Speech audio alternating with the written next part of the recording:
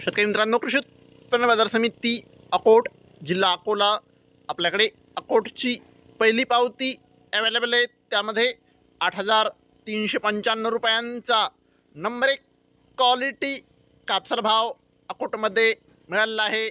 आपल्याकडे अकोटची दुसरी पावती आहे, त्यामध्ये 8,400 रुपयांचा एक भाव अकोटमध्ये कापसाला मिळालेला आहे.